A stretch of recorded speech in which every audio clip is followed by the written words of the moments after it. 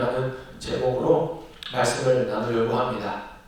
사사들이 집권하던 그리고 사사들이 다스리던 사사시대는 가나안 땅에 들어간 이스라엘 백성들이 계속해서 하나님으로부터 멀어져 영적인 하향 곡선을 그리는 모습을 우리에게 보여줍니다.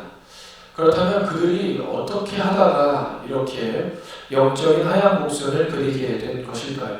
그것은 다름 아니라 그들이 하나님을 알지 못했고 하나님께서 행하신 일도 알지 못했기 때문이다 라고 사사기에는 우리에게 알려주고 있습니다.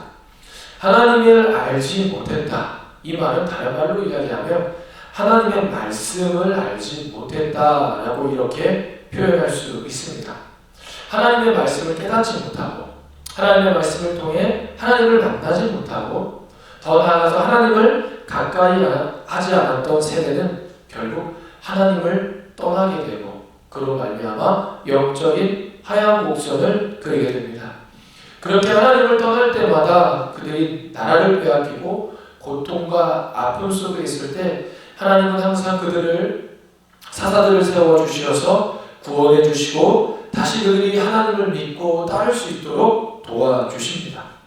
그런데 사사 기드온으로부터 이 사사기는 또 하나의 전환점을 맞이하는데 바로 그 전환점은 무엇이냐면 그동안 하나님의 말씀을 가까이 하고 하나님의 영으로 충만했던 사사들이 세워져서 이스라엘 백성들이 하나님을 떠나 하나님을 알지 못하고 다른 나라의 나라를 빼앗겼을 때 그들을 구원했다면 이제 사사 기드온으로부터 시작하여 이제 사사들은 하나님의 말씀을 가까이 하지 않고 하나님의 영에 충만하지 않았던 사사들이 이제 세워지기 시작합니다.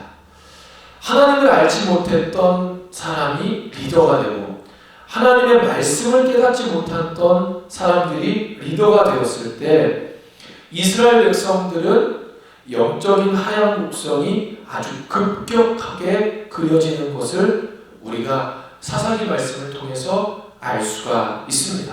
그렇다면 하나님의 영에 충만하지 않았고 하나님을 알지 못했고 그러한 시대에 살았던 사사시대의 백성들의 모습은 어떤 모습이었는지 사사기 21장 25절에는 이렇게 고백합니다. 제가 한번 읽어보겠습니다. 그때에 이스라엘에 왕이 없으므로 사람이 각기 자기의 소견에 옳은 대로 행하였더라. 아멘. 다시 한번 제가 읽어보겠습니다. 그때에 이스라엘에 왕이 없으므로 사람이 각기 자기의 소견에 옳은 대로 행하였더라. 아멘. 하나님을 알지 못했던 시대, 하나님을 알지 못했던 리더들이 세워져 그 백성들을 다스리던 시대, 그들의 삶의 모습은 왕이 없어 각기 자기 소견에 옳은 대로 행하였다라고 사사기에서는 이야기하고 있습니다. 왕이 없으므로 자기 소견에 옳은 대로 행했다. 여기서 왕이 없다라는 것은 이때 당시 때 다른 나라들은 왕이 있었죠. 그리고 그 왕은 권력을 가지고 나라를 부강하게 했으며 군대를 징집했습니다. 그런데 여기서 말하는 왕은 단순히 이방 나라들이 가지고 있었던 그 왕을 의미하는 것이 아닙니다. 이 사사시대의 왕은 한 분뿐이셨죠. 바로 하나님이었습니다.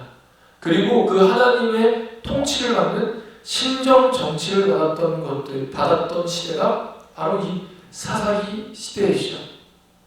이스라엘의 왕은 바로 하나님입니다. 그런데 왕이 없다라는 것은 하나님을 가까이 하지 않았고 하나님을 그들의 삶에 왕으로 섬기지 않았고 하나님을 주인으로 삼지 않고 자기 소견에 옳은 대로 행했다라는 것입니다.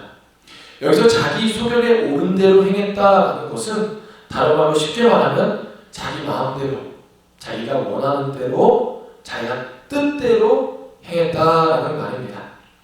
이러한 모습은 사실 우리가 우리 주변에서 오늘날 비슷하게 살펴볼 수가 있습니다.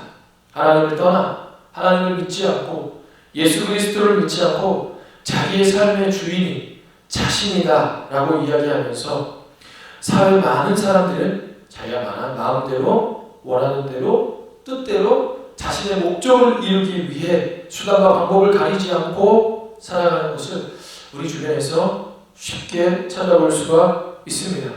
그러나 오늘날 세상 사람들이 그러는 것은 어쩌면 그들이 하나님을 알지 못하고 하나님을 깨닫지 못했기 때문이다 라고 그렇게 이야기할 수 있지만, 오늘날 하나님을 안다고 하고 예수 그리스도를 믿는다고 하는 그리스도인들조차도 그런 모습들이 보일 때가 너무나도 많습니다. 자기가 마음대로 원하는 대로 뜻대로 예배하고 신앙생활하고 삶을 살아가는 모습들. 오늘 우리가 나눌 말씀은 하나님을 알지 못하고 자기 소견에 옳은 대로 행하는 사람들의 삶 속에 어떠한 모습들이 나타나는지 우리에게 알려주는 말씀입니다. 오늘 말씀에 나오는 사사는 바로 입다라는 사사이죠. 이 입다라는 사사는 하나님이 선택하시고 하나님이 그에게 하나님의 영을 부어주시고 하나님의 말씀에 충만한 사람이 아니었습니다. 그 사람은 어떤 사람이었냐면 불량배들과 함께 지냈던 사람입니다. 그의 어머니는 아버지의 첩이었으며 첩의 아들로서 그 지파 안에서 쫓겨남을 당하고 그 쫓겨났을 때 불량배들과 함께 지냈던 사람들이었죠. 그런데 이스라엘 백성들 안에 암몬 자손이 쳐들어오게 되자 이스라엘 백성들은 불량배들과 함께 다니는 입다를 자신들을 구원해 줄 수 있을 거라고 생각하고 그가 가지고 있었던 불량배들과 그의 힘을 믿고 그를 사사로, 아니 왕으로 세웁니다. 그랬을 때 결국 그는 이스라엘 백성들을 계속해서 잘못된 길로 인도하는 모습을 볼 수 있습니다.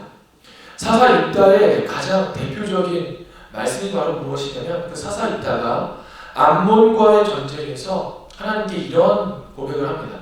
하나님, 만약 저를 암몬 자손과 싸워서 이기게 하신다면 제가 돌아갔을 때 제 집에서 처음 나오는 것들을 주님 앞에 제사 드리겠습니다 라고 그렇게 하나님 앞에 장사하듯이 그렇게 신앙생활을 했던 자가 바로 이 사사 입다죠.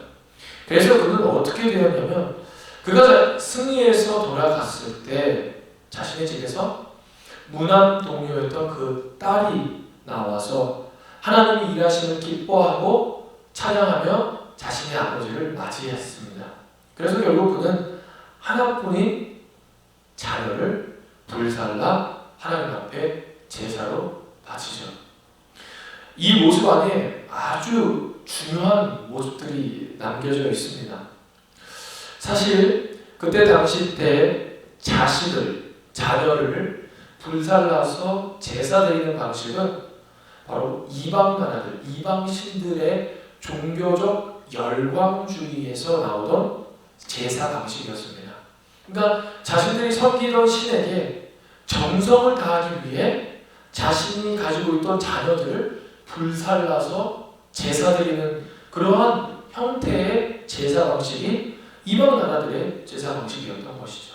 그런데 하나님의 말씀을 알지 못했고 하나님의 영에 충만하지 않았던 사사 입다는 그러한 방식들을 채용해서 하나님 앞에 예배드리고 있는 것입니다. 이처럼 사사 입다는 하나님으로부터 멀어진 사사였으며 하나님을 제대로 알지 못했던 사사였습니다. 그렇다면 오늘 이 입다 사사 기간에 또 어떠한 모습들이 나타났는지 오늘 말씀을 통해서 알 수 있는데요. 우리 한번 1절 말씀만 같이 한번 읽어보도록 하겠습니다. 사사기 12장 1절 말씀입니다. 에브라임 사람들이 모여 북쪽으로 가서 입다에게 이르되 내가 암몬 자손과 싸우러 건너갈 때에 어찌하여 우리를 불러 너와 함께 가게 하지 아니하였느냐. 우리가 반드시 너와 네 집을 불사르리라 하니. 아멘. 암몬 자손과의 전투에서 이겼던 입다. 근데 그 입다에게 에브라임 사람들이 찾아옵니다. 그러면서 이런 얘기를 하죠. 너가 암몬 자손과 싸울 때 어찌하여 우리를 불러서 함께 가게 하지 아니하였느냐라고 이야기합니다. 보통 같은 동족이 전쟁에서 승리했으면 반드시 축하해 주는 게 당연한 것이죠. 같이 피를 나누고 같은 형제 지파끼리 전쟁에서 승리했으면 축하해 줘야죠. 그런데 오늘 에브라임 사람들은 어떻게 하냐면요, 전쟁에서 승리했던 입다에게 찾아와서 축하해 주지 않고 어찌하여 우리를 부르지 않았느냐라고 이야기합니다. 더 나아가서는 반드시 너와 내 집을 불사르리라라고 협박까지 하죠.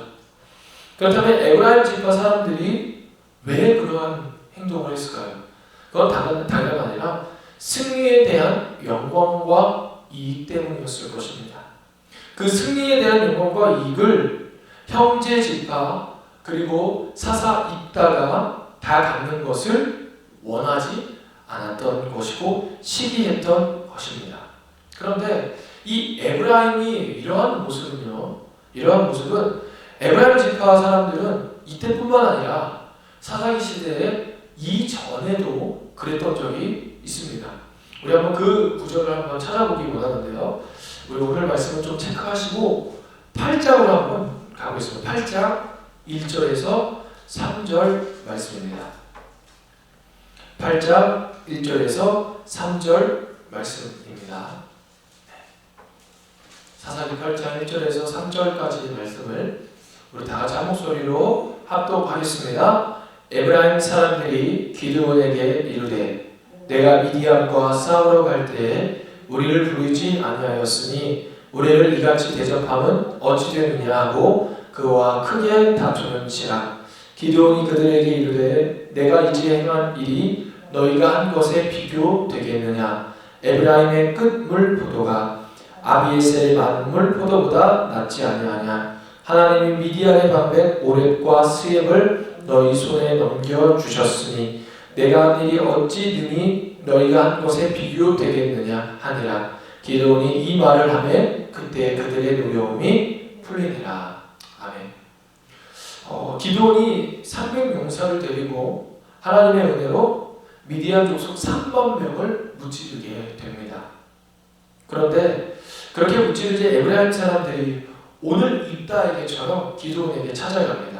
그리고 왜 우리를 부르지 않았느냐라고 이야기하고 있는 것이, 그리고 그와 크게 다투었다라고 오늘 말씀합니다. 그러나 기드온은 오늘 보면 이렇게 이야기합니다. 에브라임의 끝물 포도가, 에브라임의 끝자락이 아비에셀의 만물 포도보다, 아비에셀의 만물 포도라는 것은 기드온 자신을 이야기하는 것이죠. 자신보다 어떻게 낫지 아니하냐. 즉 이렇게 시기하는 그 에브라임 지파 사람들을 향해서 너희들이 훨씬 낫다. 그리고 너희들이 한 일에 비하면 자신이 한 일은 아니다. 아무것도 아니다. 이런 정치적이고 그리고 공적을, 에브라임 지파의 공적을 인정해주고 높여주면서 이렇게 다툼을 조금 지혜롭게, 그러나 하나님 말씀에 합당하지는 않은, 어쨌든 이 전쟁은 하나님이 하신 것이기 때문에 이렇게 또 정치적으로 이렇게 이야기하는 것은 그렇게 성경적이다라고 이야기할 수는 없습니다. 아무튼 그러한 다툼 속에서 어떠한, 그래도 좀 세상적으로는 좀 지혜롭게 이 상황을 모면합니다. 그렇다면 오늘 말씀에서 입다는 어떻게 했을까요? 다시 한번 12장으로 돌아와서 우리 4절 말씀을 같이 한번 읽어보겠습니다. 우리 4절 말씀 같이 읽겠습니다. 입다가 길르앗 사람을 다 모으고 에브라임과 싸웠으며 길르앗 사람들이 에브라임을 쳐서 무찔렀으니 이는 에브라임의 말이 너희 길르앗 사람은 본래 에브라임에서 도망한 자로서 에브라임과 므낫세 중에 있다 하였습니다. 아멘. 입다는 어떻게 하냐면요, 그냥 싸웁니다. 네. 그리고 그들을 무찔렀다고 오늘 말씀하고 있습니다. 왜 성경은 이 일을 이렇게 대조적으로 놓은 것일까요? 똑같은 이야기를. 그것은 바로 계속해서 이스라엘 백성들이 영적인 하향 곡선을 그리고 있다는 것을 우리가 말씀을 통해서 알 수 있습니다. 그리고 자기 소견대로, 자기 소견에 오른 대로, 자기 원하는 대로 뜻대로 살아가는 그들에게 공동체가 계속해서 파괴되어져 가는, 다툼과 파괴되어져 가는 모습들을 오늘 말씀을 통해서 알 수 있는 것이죠. 입다는 그들을 그냥 무찌릅니다. 에브라임 사람들을 죽이기 시작하는 것이죠. 동족 상잔의 비극이 일어나기 시작한 것입니다. 우리 계속해서 5절에서 7절 말씀도 같이 한번 읽어보겠습니다. 길르앗 사람이 에브라임 사람보다 앞서 요단강 나루턱을 장악하고 에브라임 사람의 도망하는 자가 말하기를 청하건대 나를 건너가게 하라 하면 길르앗 사람이 그에게 묻기를 내가 에브라임 사람이냐 하여 그가 만일 아니라 하면 그에게 이르되 쉿볼렛이라 발음하라 하여 에브라임 사람이 그렇게 바로 말하지 못하고 십볼렛이라 발음하면 길르앗 사람이 곧 그를 잡아서 요단강 나루턱에서 죽였더라. 그때 에브라임 사람의 죽은 자가 42,000명이었더라. 입다가 이스라엘의 사사가 된 지 6년이라. 길르앗 사람 입다가 죽음에 길르앗에 있는 그의 성읍에 장사되었더라. 아멘. 입다가 이기고 지금 요단강 나루터를 장악하죠. 지금 이제 에브라임 사람들과 싸워서 이기고 무찔러서 지금 요단강 나루터를 장악합니다. 요단강은 이스라엘 역사 안에 굉장히 의미 있는 곳입니다. 요단강은 여호수아와 출애굽 2세대들이 가나안 땅에 들어갈 때 하나님의 언약궤가 그곳을 지나가자 그 강이 갈라졌던 하나님의 역사의 장소이죠. 그리고 사사기에서는 에훗이라는 사사, 오른쪽 손을 잘 사용하지 못하고 좀 장애가 있지만 하나님의 말씀을 갖고 하나님의 영에 충만했던 그가 왼손을 사용했던 그 에훗, 그가 요단강에서 모압 사람 10,000명을 죽였던 곳입니다. 그렇게 해서 모압으로부터 이스라엘 백성들을 구원해냈던 그런 역사의 장소가 바로 요단강입니다. 그런데 오늘 요단강에서 입다는 어떻게 하냐면 에브라임 사람들이 전쟁에서 도망가는 사람들을 거기에서 이렇게 이야기합니다. 쉿볼렛이라 발음하라고 이야기하는데 십볼렛이라고 발음하면 요단강 나루턱에서 동족을 죽입니다. 이것은 어떤 의미가 있냐면 이 도망가는 사람들의 생명을, 형제 지파의 생명을 아주 가볍게 여기고 조롱하는 모습이죠. 발음해봐라, 발음해보지. 그리고 또 이 발음하는 것도 굉장히 비슷하죠. 쉿볼렛, 십볼렛. 네. 제대로 발음하지 못하면 그 자리에서 죽였다. 그 말은 동족의 목숨을, 생명을 아주 가볍게 여기면서 그들의 생명 42,000명이나 죽이게 되었습니다. 하나님을 알지 못하던 시대, 하나님을 버리고 왕이신 하나님을 버리고 자기의 뜻대로 원하는 대로 마음대로 살던 시대, 그들의 공동체 안에는 서로를 향한 위로와 격려가 아닌 협박과 살인과 조롱만이 있었습니다.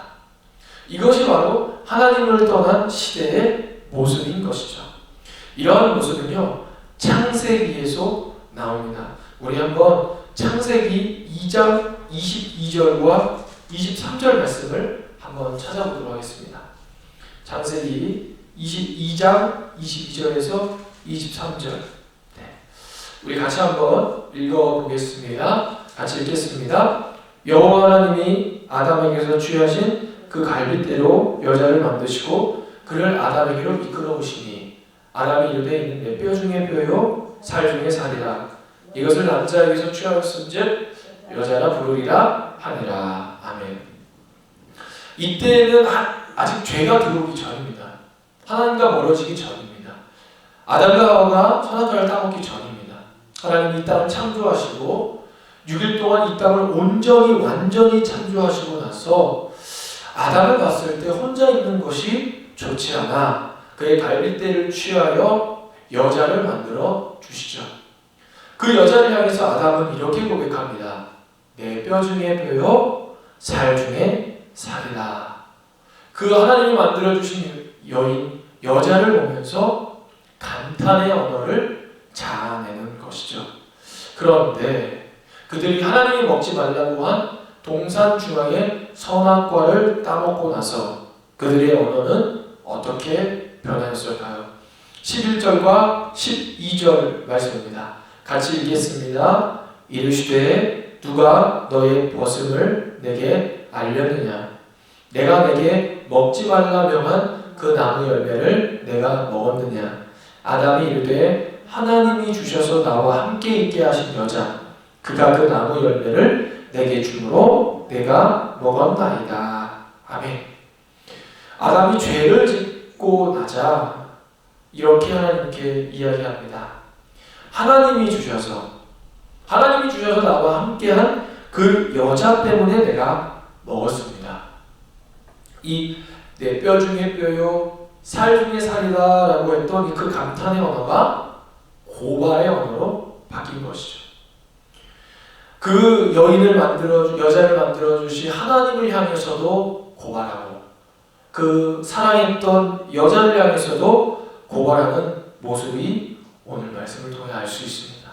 거기서 끝나지 않죠. 창세기 4장 8절에 보면 이렇게 고백합니다. 가인이 그의 아우 아벨에게 말하고 그들이 들에 있을 때 가인이 그의 아우 아벨을 쳐 죽이니라. 아멘. 가인이 아벨을 쳐 죽입니다. 죄로 인해 자기의 아내를 고발하고 형제를 죽이는 사건이 발생하게 되는 것이죠. 오늘 사사기 말씀처럼 이스라엘 백성들을 하나님께로 인도해야 하는 사사까지도 타락하자 백성들은 동족 상잔의 비극이 일어납니다. 동족을 죽이고 조롱하고 협박하는 모습을 오늘 말씀을 통해서 알 수 있죠. 그렇다면 오늘날 우리가 살아가는 시대는 어떤가요? 오늘날 우리가 살아가는 세상은 내 목적을 위해 내 친구를 이기고 죽이고 내가 죽지 않으면 남이 죽을 수밖에 없는 경쟁사회 속에서 살다 보니 우리는 서로를 향해 너무나도 인색하고 험하고 나쁜 말들을 너무 쉽게 내뱉습니다. 우리가 예수 그리스도를 믿고 죄 사함 받았다면 죄가 해결됐다면 이제 우리의 입술과 마음과 생각에도 회복이 일어나야 합니다. 나의 목적을 이루기 위해 내 이웃을 이기고 죽이는 것이 아니라 그 가치를 따라 살아가는 것이 아니라 이 땅에서 함께 기뻐하고 함께 즐거워하는 그러한 가치로 살아가야 하는 것입니다. 험한 말들, 욕을 하는 것이 아니라 위로와 격려를 해야 한다는 것입니다. 사회는 발전하면서 너무 편해지고 풍족해졌습니다. 그러나 사람들은 너무나도 서로를 향해 인색해졌죠. 너무 개인주의, 자기 원하는 대로, 자기 뜻대로, 자기의 마음대로 이 말씀을 가지고 또 이제 공동체를 위해서 내가 무조건 희생해야 된다. 그 말은 아니고요. 너무나도 그 가치가 개인주의라는 가치가 너무나도 확고하고 중요해지자 결국 내가 기쁘면 행복한 것이고 내가 잘 되면 행복한 것이라고 생각할 때가 우리는 너무나도 많다는 것입니다. 그리고 또 그런 삶을 살다 보니 우리는 반드시 허무와 공허함을 맞이하게 됩니다. 우리의 행복을 다시 한번 정의할 필요가 있습니다. 남을 죽이고 남을 아프게 하고 남의 것을 뺏으면서 하는 행복은 결국 그것은 행복이 아니죠. 우리는 불완전한 존재입니다. 그렇게 우리에게는 하나님이 필요하고 내 옆에 있는 이웃이 반드시 필요합니다. 우리의 신앙, 예수 그리스도의 복음은 바로 무엇이냐면 나를 위해 십자가에 달리신 예수님을 통해 내가 누구인지 깨닫고 그리고 하나님이 사랑하는 이 세상 사람들을 향해, 서로를 향해 그 소중한 존재임을 우리가 서로 확인하며 나아갈 때 우리가 진정 우리의 삶이 조금은 어렵다 할지라도 행복을 경험할 수 있는 것입니다. 제가 이번 주에 어떻게 좀 질병이 암에 걸리신 분을 이렇게 심방했고 또 어쨌든 이제 수술이 잘 돼서 잘 치료가 돼서 너무나도 이제 기뻤습니다. 근데 이제 그분이 하던 이야기가 오늘 말씀을 이렇게 나누면서 생각이 나는데요. 그분이 하는 말씀이 정말 그 암이라는 질병을 이게 통보받았을 때 너무나도 마음이 무너졌었다라고 이야기했습니다. 그런데 무너졌지만 그 소식을 들었던 성도들이 함께 기도해주고 연락해주고 할 수 있다, 해보자, 계속 기도하자 이렇게 이야기해줬을 때 그 무너졌던 마음들이 회복되어지고 그리고 많은 것들을 이 신앙생활이 이렇게 중요한 것이구나, 함께 예배하고 함께 신앙생활하는 것이 정말 중요한 것이구나 라고 이야기했던 것이 오늘 말씀을 나누면서 생각이 납니다. 맞습니다. 우리의 삶에 고난과 역경과 우리는 실수하고 연약하고 넘어집니다. 그러나 우리가 그럴 때마다 하나님으로부터 먼저 내가 누구인지 확인하고 그리고 내 옆에 있는 지체들을 향해 서로 소중한 존재임이 확인되어질 때 우리가 비로소 그 고난을 이겨낼 수 있고 진정한 행복을 누릴 수 있는 것입니다. 내 옆에 있는 지체를 이겨서 내가 높은 자리에 올라가서 행복하고 즐거운 것이 아니라 서로 사랑하고 서로 아껴주고 주님 안에서 그 사랑을 실천해 나아갈 때 저와 여러분이 행복할 줄을 믿습니다. 바라옵기는 저와 여러분이 하나님의 영, 하나님의 말씀으로 충만하여 하나님을 사랑하고 이웃 사랑을 실천하는 이 시대에 주님께서 세우시는 사사들이 되시기를 소망합니다. 기도하겠습니다. 하나님 감사합니다. 오늘 주님 전에 나와 주님을 예배할 수 있게 하시니 너무나도 감사합니다. 하나님께서 우리에게 주신 계명, 하나님 사랑, 이웃 사랑, 그것이 진정 우리에게 행복을 가져다 주고 진정 우리가 추구해야 할 가치임을 깨달았습니다. 이 세상은 우리들로 하여금 경쟁에서 승리해라, 살아남아라, 높은 곳에 올라가라 라고 이야기합니다. 그러나 하나님은 하나님을 사랑하고 이웃을 사랑하라고 이야기하십니다. 하나님, 우리가 서로 이웃을 사랑하고 서로를 향해 그 소중한 존재임을 확인함으로 말미암아 우리가 진정한 회복을 누릴 수 있도록 붙잡아 주시옵소서. 더 나아가서는 계속해서 경쟁하게 만드는 이 세상 속에서 경쟁하는 것이 아니라 사랑으로 이 땅을 살아가는 주님의 사사들 될 수 있도록 우리를 붙잡아 주시옵소서. 감사하며 예수님의 이름으로 기도드립니다.